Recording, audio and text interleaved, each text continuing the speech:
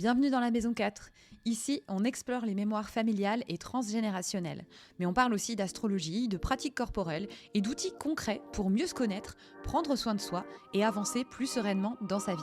Je suis Stéphanie, thérapeute en transgénérationnel et formatrice, et je partage avec vous des clés, des pratiques et des réflexions issues de mon expérience pour vous aider à vous reconnecter à vous-même et à votre histoire familiale. Dans chaque épisode, je partage des histoires, des réflexions ou des pratiques simples à intégrer au quotidien pour transformer sa relation à soi, aux autres et à s'aligner.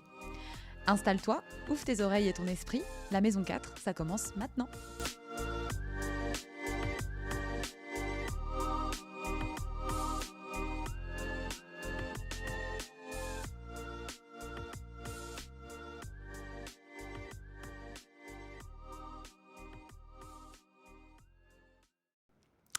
Ok, bienvenue dans ce nouvel épisode du podcast La Maison 4. Bon, mes excuses pour la semaine dernière, j'ai loupé l'épisode.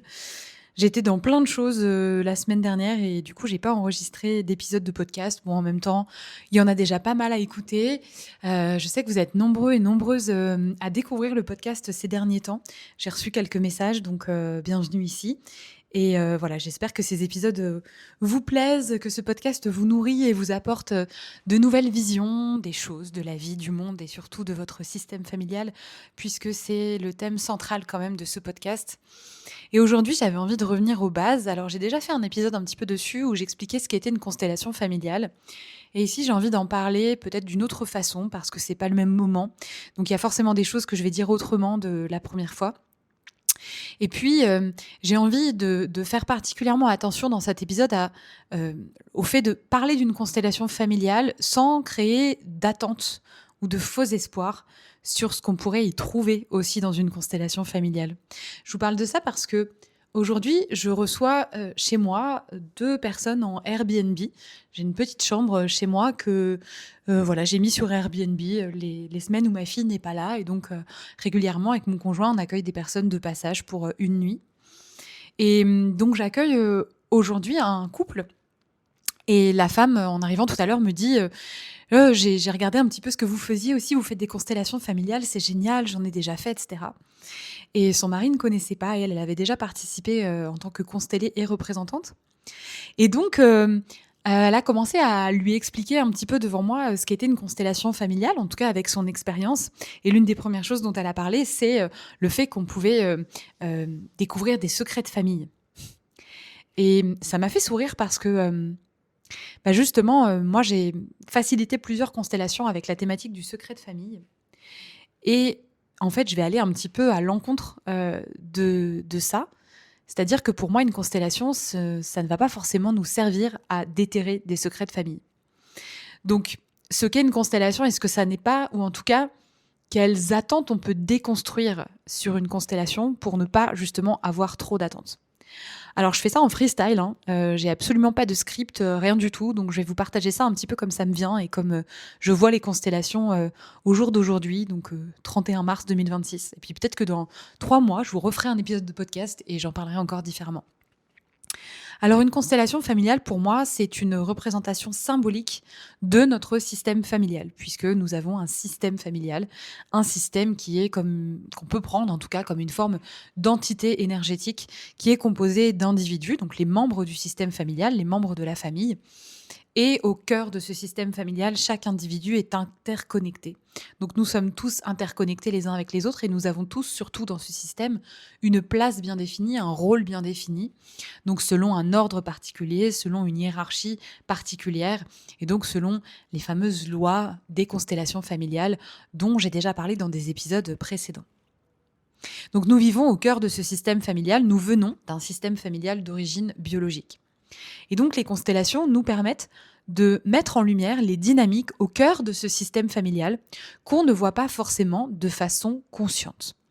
Et donc, pour ce faire, on va représenter symboliquement notre système familial et les membres qui le composent.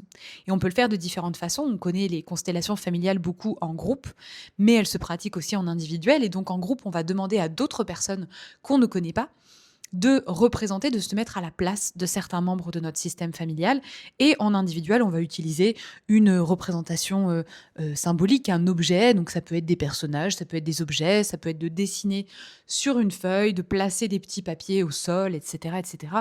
Il y a plein de façons de faire, autant qu'il y a, je crois, de facilitateurs. L'intérêt, en tout cas, et ce qui est commun à toutes ces façons de faire, c'est que ça va permettre de voir des dynamiques qu'on ne voyait pas, donc des liens peut-être entre certaines personnes qui peuvent influencer la problématique que nous, on va avoir dans notre système, que ce soit je ne trouve pas ma place, j'ai un problème avec ma mère, j'ai un problème avec mon père, avec ma sœur, etc., etc. On va voir en fait ce qui vient participer à cette problématique ou à cette difficulté qu'on rencontre au sein de notre système familial et on va remettre finalement un petit peu les choses en ordre. Ce qui interpelle souvent dans les constellations familiales, et je dois dire que même moi, ça me fascine toujours autant, alors que pourtant, je suis convaincue de l'outil et que j'ai absolument pas besoin de comprendre comment ça fonctionne plus que ça, c'est que les personnes, notamment en collectif, les personnes qui vont représenter les membres de notre système familial, généralement, on les connaît pas et ils nous connaissent pas. Et ils ont très peu d'infos sur nous, puisque moi, en tout cas, en collectif, je fais toujours l'entretien avec la personne qui va consteller en tête à tête. C'est-à-dire que les autres personnes ne sont pas là, donc elles n'entendent pas la problématique, elles n'entendent pas les questions que je pose, elles n'entendent pas les réponses. Elles vont simplement avoir l'intention en une phrase qui est partagée au début de la constellation et c'est tout. Et ce qui est fascinant, c'est qu'on voit que même sans rien savoir de la personne qui constelle et sans connaître les personnes qu'on va représenter, on arrive à accéder à des informations qui sont connues que de ces personnes-là. C'est-à-dire qu'il y a quand même des trucs assez hallucinants. Ce week-end, lors de la retraite, dans une constellation, à un moment donné, il y a une personne qui fredonne une chanson et la personne qui constelle dit « mais c'est l'air en fait de la berceuse que je chante à mon fils ». Et ça, personne ne peut le savoir à part elle-même et son fils, quoi. Je veux dire, c'est quand même assez incroyable. Alors, c'est pas de la magie, hein. C'est pas un truc, voilà, c'est pas de la magie, même si ça peut paraître magique à certains moments, les constellations. En fait, c'est simplement que quand on représente dans une constellation ou quand on ouvre ce qu'on appelle le champ d'une constellation, CHAMP, on vient se connecter à un espèce de champ d'information. Certains vont parler d'égrégore, on peut parler aussi de champ morphique, qui est en fait comme c'est comme si on se connectait, on ouvrait un disque dur dans lequel il y a plein d'informations. Donc toutes les informations de la famille, du système familial de la personne ou de la personne elle-même.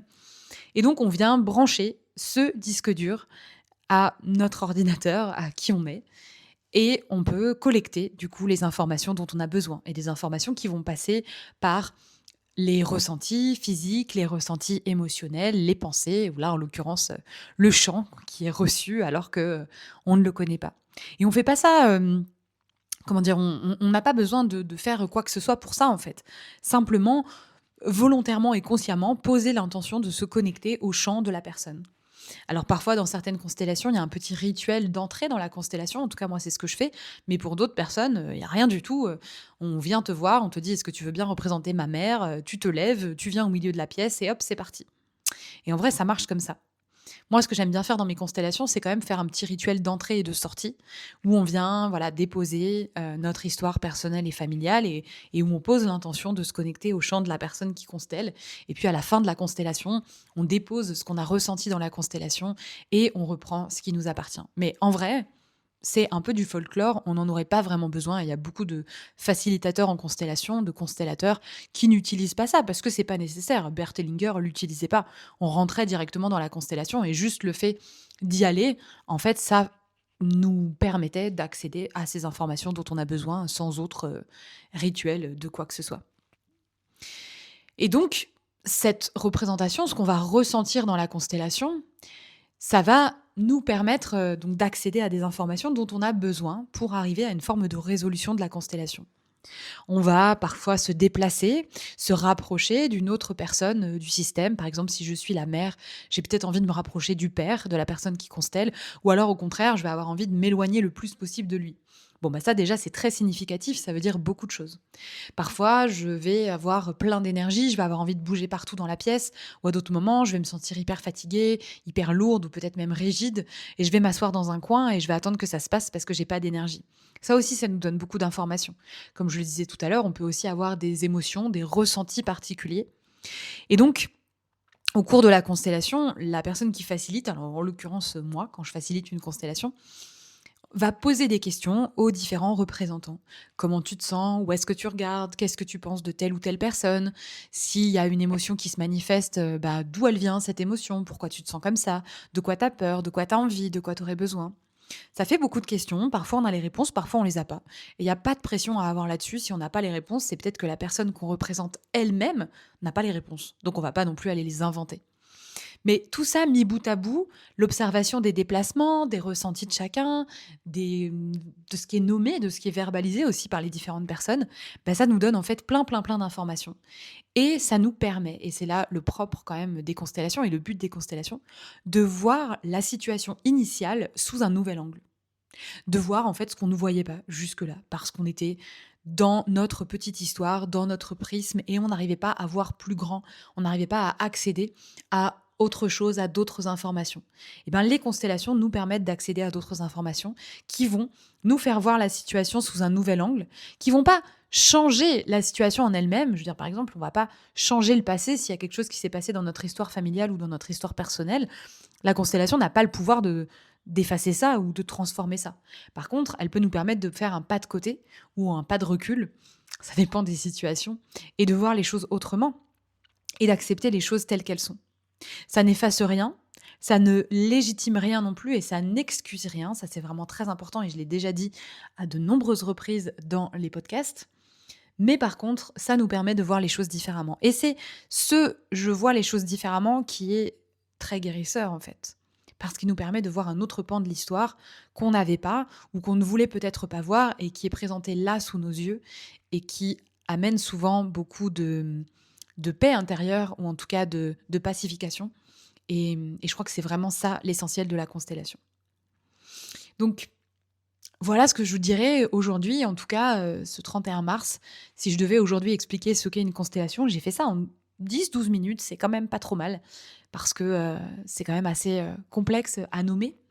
Mais je dirais surtout et avant tout, et c'est banal ce que je vais vous dire, et vous le savez sans doute déjà, mais que c'est une expérience, une constellation, avant tout. C'est pas quelque chose à théoriser, à comprendre. C'est d'abord quelque chose à vivre. Et quand on le vit, en fait, et quand on voit, comme ce que je vous disais là, cette berceuse, et ça c'est un exemple parmi tant d'autres que je pourrais vous citer, des fois on va prendre carrément des postures des personnes, et les personnes qui les connaissent se disent mais c'est hallucinant, j'ai l'impression d'avoir cette personne-là en face de moi. Alors ça peut faire peur. Parfois ça fait un petit peu peur, c'est vrai. Il faut être un petit peu ouvert à ça. Mais voilà, c'est vraiment quelque chose qui se vit avant tout et qui est très, très difficile à théoriser, à conceptualiser et même à imaginer si on n'en a jamais vécu. Donc je le redirai jamais assez. Venez expérimenter, venez vivre des constellations, vraiment, c'est magique. Alors je disais tout à l'heure, c'est pas magique, mais c'est magique dans le sens où c'est fascinant, en fait. C'est plutôt dans ce sens-là. C'est fascinant, c'est apprenant, c'est toujours enseignant pour tout le monde quand on vient représenter dans une constellation. Même si c'est pas la nôtre, ça nous apprend beaucoup de choses et on représente jamais quelqu'un au hasard. Il y a toujours une résonance avec notre propre histoire. C'est vraiment des espaces de guérison profonde, des espaces dans lesquels on peut recevoir beaucoup de compassion, beaucoup d'amour aussi. Et voilà, bref, vous l'avez compris, je suis absolument fan des constellations. J'adore les faciliter, j'adore les vivre aussi. Et pas plus tard qu'hier, j'ai vécu une constellation pour moi, pour mon propre chemin. Et voilà, voilà ce que j'avais envie de vous dire aujourd'hui avec le cœur, comme toujours. Je vous mets en dessous de la vidéo les prochains espaces de constellation parce que bah ouais, si vous avez envie d'en vivre, que ce soit en présentiel ou en distance, il y a des espaces de constellation tous les mois. Des constellations collectives en visio chaque mois, des constellations collectives en présentiel chaque mois également. Donc venez, venez découvrir, n'hésitez pas. Et puis parlez-en autour de vous aussi, c'est vraiment un outil qui mérite d'être connu du plus grand nombre. Merci pour votre écoute et je vous dis à la semaine prochaine pour un nouvel épisode de podcast.